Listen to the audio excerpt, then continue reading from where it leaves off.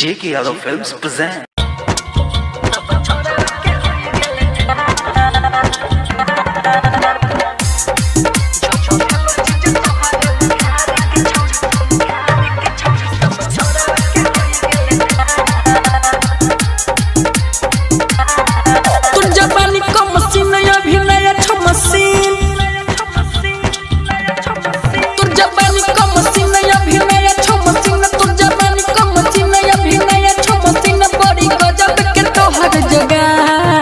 जोगार जब भेलो चीज तोहार उघार गे छोड़ी सब छोड़ावे के होई गेले ठार।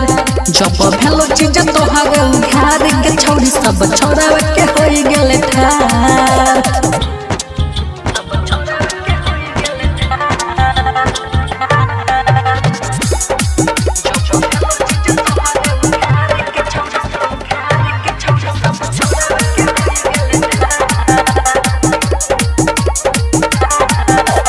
कवना बारंड के लगाबे छही लोसन सब छोड़ावा के करे छी शोषण।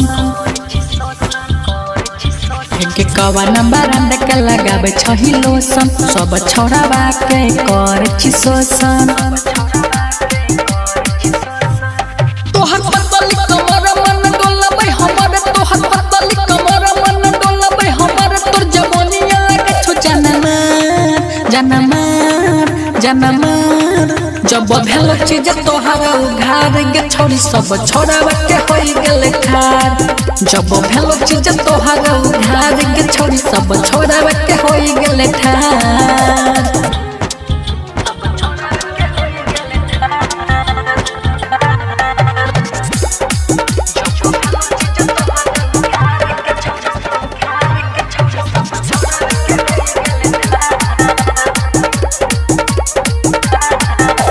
तोहर जवानी लागो बिजली के तारा गे छुलक जे सब टके लगलै बखारा गे। तोहर जवानी लागो बिजली के तारा गे छुलक जे सब टके लगलै बखारा गे।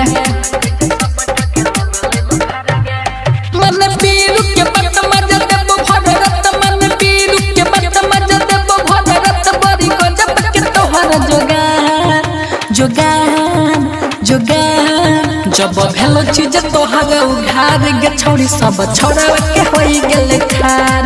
जब भेलो चीज तोहार उघार गे छोड़ी सब छोड़ावे के होई गेले ठार। J.K. Yadav Films